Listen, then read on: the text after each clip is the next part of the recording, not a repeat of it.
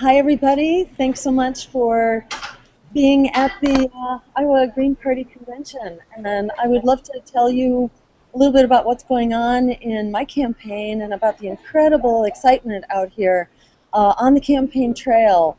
What an absolute breakthrough moment this is right now for the Green Party and for everything that you have been working for, that we have been working for so many years. We have been ahead of the curve, but the curve has just caught up to us in a big way. And we are talking about what people are craving.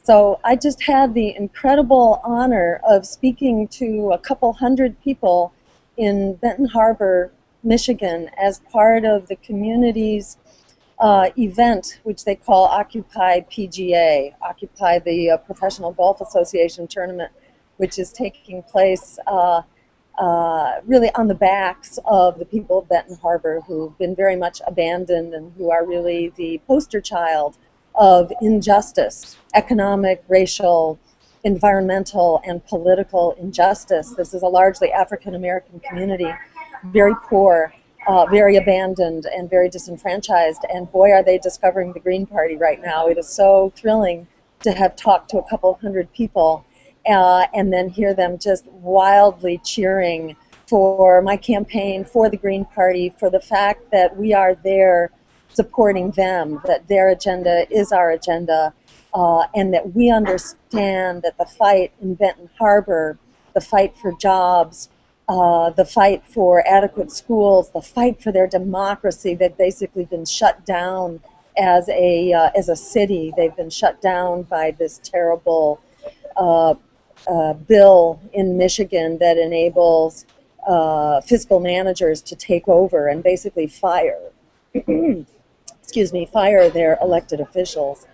So they essentially are without a functioning democracy. And they get that we understand what the struggle is about, and we understand that Benton Harbor is really the future that we are looking at for the American economy, the American worker, American families, and the American environment, which has basically in Benton Harbor been stolen by large corporations that have stolen their public land and basically converted it into a golf course. This is why there's a big protest taking place at the PGA, because their open space, their dunes, their state park was basically stolen illegally by Whirlpool, which created this luxury resort and a designer golf course. At any rate, I just wanted to share with you how exciting it is to see an African American community mobilize on behalf of a Green Party presidential campaign, getting that we really are the political organization for them, and to see, in fact, many of their clergy, not only Reverend Pinckney, who heads up the struggle for justice in Benton Harbor, but also reverends from the black church around the country, also saying that, well, if Reverend Pinckney is supporting you, I'm supporting you because we need a politics that's about us for a change and not about corporations. So, in a nutshell, this is, I think, the incredible opportunity of this historic moment that we're in right now, where democracy and justice really are breaking out all around us, not only in the Occupy, the PGA in Benton Harbor, Michigan, but in the Occupies all over the country, in the uprisings in Wisconsin, the same spirit that is breaking out in the student strikes in California and around the country, in Montreal, the democracy revolutions in the Middle East. And at the same time the democracy is breaking out, people are breaking away from the establishment political parties who have served us so poorly. So you put it all together, this election can be a really powerful tipping point to take back the promise of our democracy and the peaceful, just, green future that we deserve. And we badly need that tipping point, as you know, because we are up against the breaking point for people, for the economy, for the planet, and for our democracy. And people are understanding that we didn't get here by accident. We got here thanks to the policies of two corporate parties, that have basically delivered crisis after crisis for the American people. And on issue after issue, Barack Obama has made very clear that he has embraced the policies of George Bush and the Republican Party, and in many cases has gone even further to very dangerous extremes. So on the bailouts, it was $700 billion under George Bush, and under Barack Obama, it was trillions of bailouts. The layoffs and the declining, excuse me, the declining wages for workers.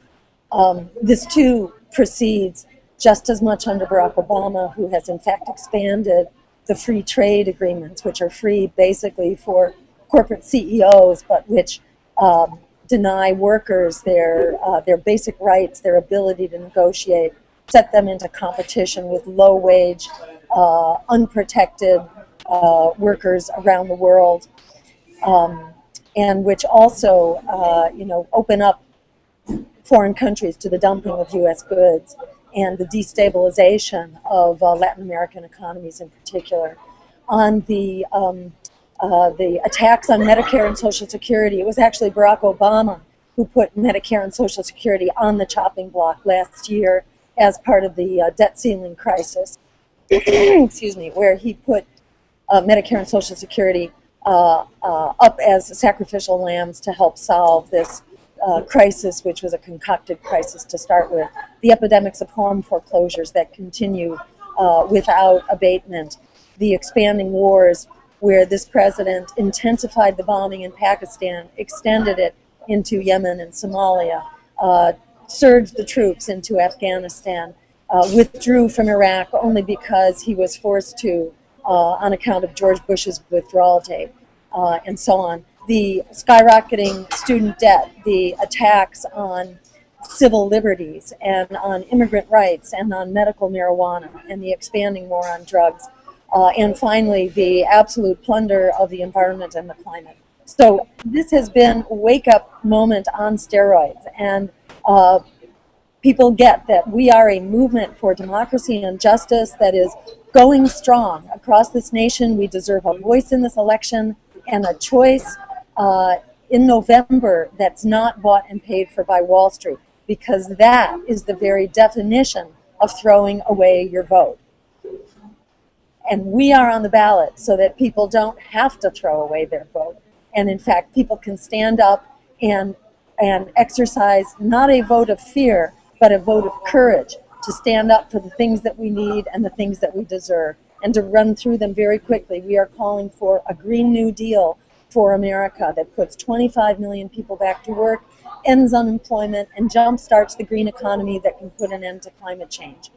It's time for healthcare as a human right under a Medicare for All system that not only provides complete coverage, puts you in charge for a change of your healthcare decisions instead of a CEO bureaucrat trying to squeeze every last penny out of you, but which also saves us trillions of dollars over the next decade. We are calling for bailing out our students. We bailed out the banks who caused the problem. It's time to bail out the students who were victims of that waste, fraud, and abuse on Wall Street. And while we're at it, we can also provide for public higher education as a public right, which would be tuition free. We provided public higher education throughout the 20th century up through high school, understanding that it was an economic necessity. Well, in the 21st century, it is a college degree, actually, which is an economic necessity. So it's time to provide that for our young people as well, and to bail them out of this debt that they in no way did anything to deserve. We're calling for bringing the troops home and downsizing the military. We can cut our military budget in half and still be spending 3 times more than the next biggest spender, which is China. So it's time to cut that $1 trillion a year that we're spending on the bloated military-industrial security complex, which is doing anything but making us more secure. We can bring those dollars home here and start paying for the things that we need, while at the same time we bring our troops back from over 1,000 bases in over 140 countries around the world. They are not making us more secure, they're only making us more enemies. And then finally, we need to legalize marijuana, because it is a drug which is dangerous because it's illegal. It's not illegal because it's dangerous. And we can begin to put the whole war on drugs onto a truly scientific footing and actually begin treating substance abuse and dependency as a public health problem and a mental health problem, not as a, and I wonder if I have just lost you. Can you still hear me? Yes, we can. I am not seeing you. Yes. Yeah. Okay, so you can hear me. All right, great, great. There you are. All right, wonderful. We're still on. Good. So we can put the war on drugs, basically call a halt to an incredibly failed, regressive and racist, dangerous policy, and instead begin to treat drugs as a health issue, a public health issue, and actually provide treatment rather than criminalizing a problem which is not fundamentally a criminal problem. So this is what we're calling for. This is what the public actually is clamoring for and supports by large majorities in poll after poll. So why aren't we there? A big reason is the fear. For at least a decade, and in fact much longer, people have been told they have to vote their fears and not their values because you got to vote for the lesser evil or terrible things will happen. But in fact, what has that brought us? You know, this policy of silence has basically proven to be not a strategy at all, which is no surprise. Silence is not an effective political strategy. And in fact, the politics of fear has delivered all those things that we were afraid of, that we were supposed to be quiet in order to avoid. We now have them in spades. Everything from the expanding war front to the offshoring of our jobs, declining workers' wages, the meltdown of the economy, you name it, the attack on our civil liberties. We are getting it in massive quantities because we are not heard. And in fact, we need to answer that politics of fear with the politics of courage and actually begin to stand up for the things that we need. This is what history actually tells us is the magic ingredient for social and economic progress, is actually those independent political parties that stand up for what we need. The abolition movement had its abolition party, excuse me. The women's right to vote had the women's party, the right of workers to unionize for a 40-hour work week, for safe workplaces, that had the socialist, the progressive, and the labor parties. So in the words of Frederick Douglass, power concedes nothing without a demand. It never has, it never will. That's what the Green Party is about.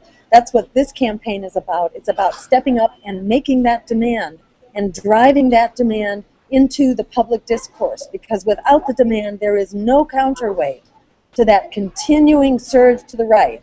That's what we've gotten since the voice of progressive parties was effectively shut out about 10 years ago after the last Nader campaign in 2000, where there was this intensive pushback against third parties and against independent politics. We've only gotten more of what we were objecting to. So the voice of protest needs to be there. We're not only the voice of protest, we're actually the voice of the solutions. So we can drive those solutions forward. If all goes well, the best possible outcome, could be as unexpected as the outcomes in Tunisia and in Egypt, where no one in their right mind expected that those entrenched powers would basically be booted out in a matter of weeks by an electorate that was mobilized, that began to stand up, and whose way was really led by young people who did not see that they had a future under the political establishment. We're in a very similar place right now. It's time for us to stand up, and thanks to Green Party members like yourselves in the room, like Kent Mesplay, like Holly Hart, like the people who've been doing the hard work for so long, this is the time for us to stand up. History has more than vindicated what we're about. So this is the time for our leadership, and thank heavens that all of you have been there leading the way and blazing the trail. So it's time for us to turn a breaking point into a tipping point in the course of this election. And I invite you to go to my website, I would just say with regard to the primary that my campaign has been winning pretty much every primary, mostly by large margins, because I think the party very much wants to put one of its own forward, a person who really understands what the party is about, excuse me, and who understands how we work and how we build. And I, like Kent, have been there doing the hard work, building the party, building our organizations, building our electoral visibility for many years. And my campaign has the advantage of also having a national network, having fundraising capability, having a lot of press and media savvy and capability. I've debated Mitt Romney and was declared the winner, in fact declared the only adult in the room by the Boston Globe back in 2002. So we are well prepared to represent the party and to help us turn this breaking point into a tipping point in this election and start to take back our democracy and the peaceful, just, green future that really is within our reach. It's time for us to stand up and go get it. Thank you. Hi, I'm Wendy Barth, co-chair of the Iowa Green Party, and actually I don't have a question for you. I just want to say how refreshing it is to hear a candidate talk about issues that matter and not about nonsense. Thank you. Thank you. Thank you. I hope you heard that. So somebody else actually does have a question. Go ahead here. Come on. I think it's something to ask. No? Oh, Ted. Hello, Jill. My name is Ted. Hi, Ted. Yes. Let's consider the following scenario. You've been elected in November of this year, and now you've taken the oath of office in January. You're settling in the Oval Office, but now you're faced with a dominant Republican House of Representatives, and perhaps the same is true in the Senate. Now, how do you go about working out the dilemma of that kind of opposition with the items you've been proposing and putting before us? Thank you for asking that question, because as Greens, we actually have a really good answer to it. That is this. The president has the opportunity to be not just the commander-in-chief, but actually the organizer-in-chief. Think back for a minute to the SOPA bill, the Stop Online Piracy Act, which was an effort basically of internet and other big corporations to essentially censor the internet and shut down the internet as free democratic communications. Word got out, no thanks to the corporate press and no thanks to the corporate political parties, but word got out that the SOPA bill was coming up for a vote and that it was a real threat to our democracy such as it exists. And basically we stopped it overnight. We stopped it because people got engaged. They called up their elected officials and they told them that if they wanted their support, the callers' support, the voters' support, they needed to stop that bill. And overnight that bill was stopped. Now just imagine that the president was going on primetime TV. The president was using the internet in a sort of moveon.org that could move on from the Democratic Party. Imagine if you had a tool like that and you were using internet organizing as well as radio public service announcements as well as primetime TV. The president could go on and say, hey folks, we got a vote coming up next week about health care as a human right under a Medicare for All system. It's going to save us trillions of dollars. It will put you back in charge and it will ensure that you are covered no matter what. And guess what, small businesses, health care is off your back. So now you can enlarge, you can open up, you can new entrepreneurs, you can start a business. Overnight, we would have enormous support, and the Congress would be with phone calls and all the rest that would ensure that there was no way we were going to be able to stop them.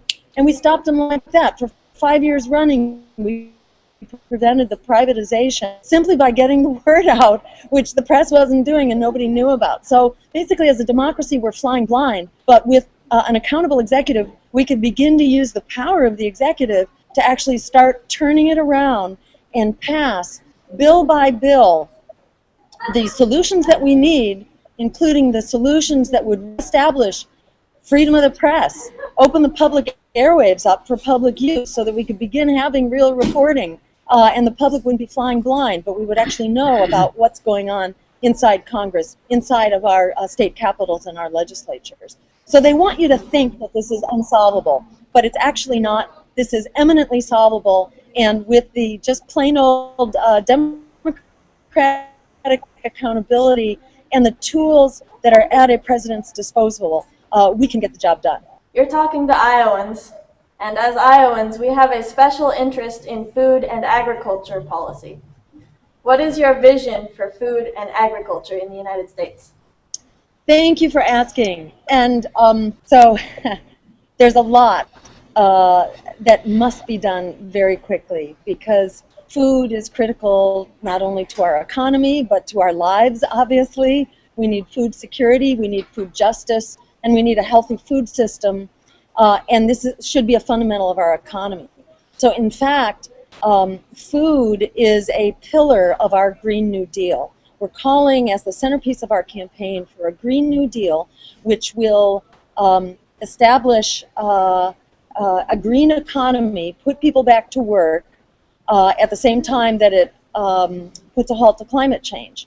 And a fundamental of the Green New Deal is, in fact, local, organic, sustainable agriculture, so that we will be putting our dollars not into agribusiness and Monsanto and the usual suspects, but instead putting our dollars into local small family farms, CSAs, community agriculture cooperatives, etc., so that we establish a truly secure and healthy food system. That said, I also want to just comment that our food, our agriculture, our USDA needs to be told, in fact, to prioritize small family farms and sustainable farming over agribusiness, so that as a matter of national policy, we are supporting the kinds of farms that are truly good for our economy and for our public health, as well as for our climate. So there's a win-win here by moving to a healthy food economy. I want to add one other thing, which is that we're now spending $2 trillion a year on a healthcare system which is not delivering health. This is really a sick care system, not a healthcare system.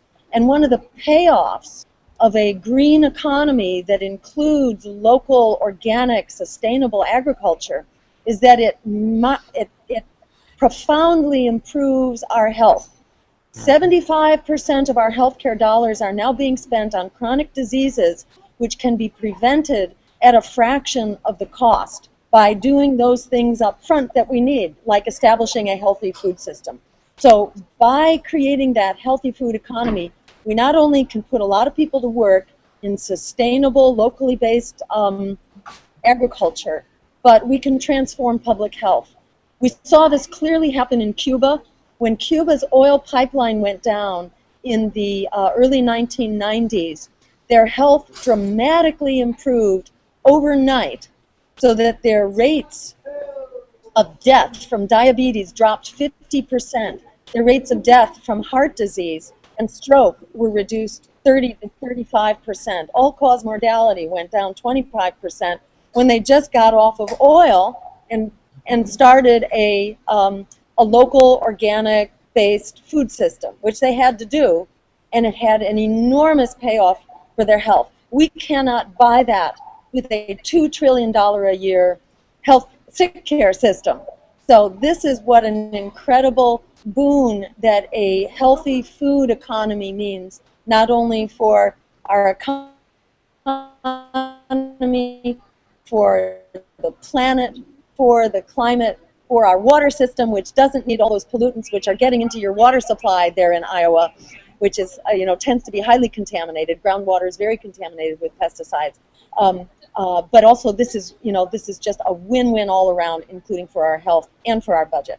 Yeah, and I would add what I don't think you said there, Jill, that cutting corporate subsidies for large-scale agribusiness the corn and the soy subsidies, that would help too, because that's just more corporate welfare. So, yeah.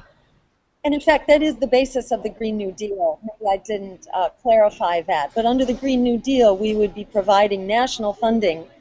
And when I mentioned instructing the USDA to revise its priorities so that, in fact, our dollars do go to these local, sustainable food cooperatives Right. and small family farms, et cetera, not to agribusiness. Absolutely. Yeah. We would also instruct the EPA to start protecting the environment and human health, and that would include putting a moratorium on GMOs, which Yeah. have not been established to be safe. They need to be established to be as safe. Right. Thanks for clarifying. Okay, my name is David. I ran a local campaign here in Iowa in 2010. One of the issues of concern to me is that millions of our fellow workers are trapped in the prison industrial complex, in prison, out of prison. They've lost their right to vote. They've lost their First Amendment rights to unionize, to freedom of association. I think it's wrong that when you go in prison, you lose those rights in the first place. And I think certainly they should be restored. But I think most prisoners should have the right to vote, the right to organize, because these are workers. The criminal justice system is nothing of the sort. It's a second-class labor system. Exactly. It is.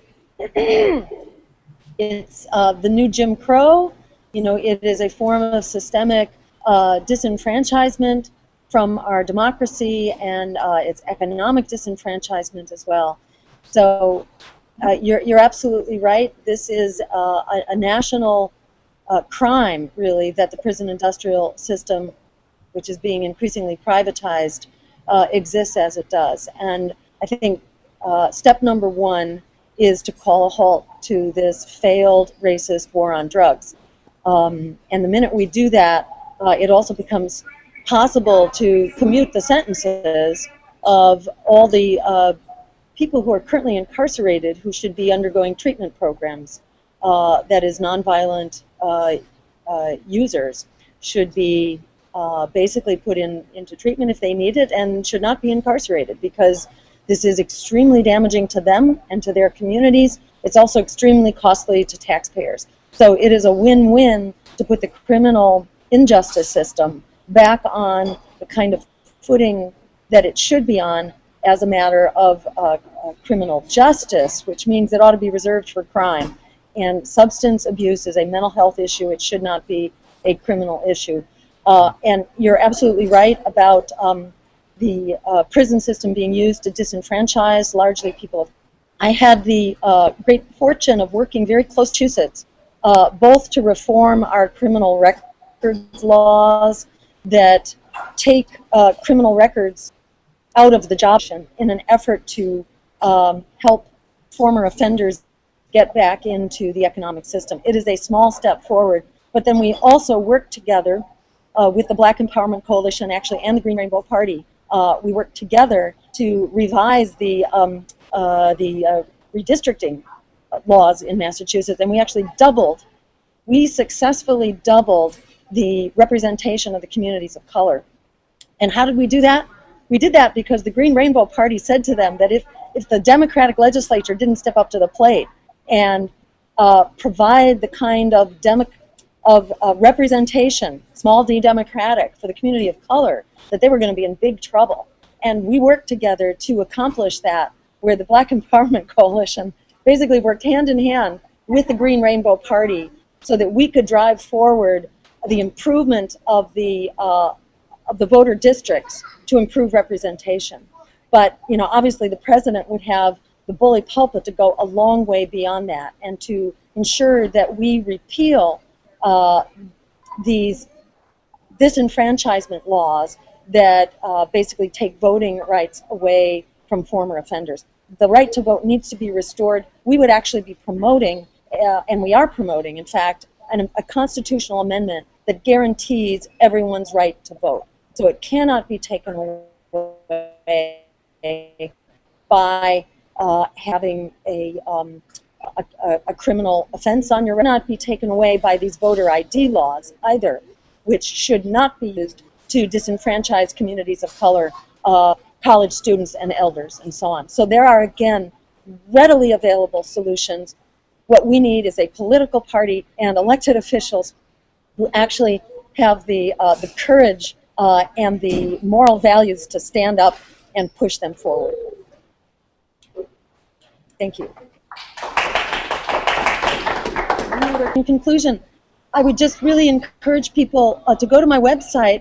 We are very close to making matching funds, where the feds basically open up. And we have now matched, it's getting close to about 12 or 14 states now, and the ones that aren't there are very close. Our campaign has been working very hard to actually make progress. We have thousands of contributors at this point. So I would encourage you to, if you can, contribute whatever you can. And the federal government is about to open up the floodgates, at which point we will get $100,000 right out of the starting gate. We will put that money to work in the states that badly need support, and there are many. And we have been on the ground helping to reestablish parties and get us on the ballot. We have not missed yet a single ballot access deadline or a single threshold. So I'd really encourage you to please do what you can, spread the word. If you go to the website and sign up as a volunteer, you'll get our newsletter. We're putting out substantive newsletters at least once or twice a week. You can use them to, to pass them on to your coworkers, your community members, people who are also struggling for jobs, for health care, to get out of student debt, to bring the troops home. Immigrants who are struggling for their human rights.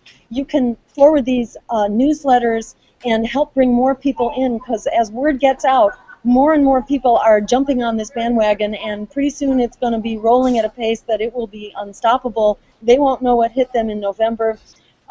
If you get on Facebook and you just like, share, and repost as often as you can, we can go viral. And in doing that, we can turn this breaking point into a tipping point, and history will never be the same. So let's make it together. Thank you so much. Thank you, Jill. Thank you for making the effort and getting in finally.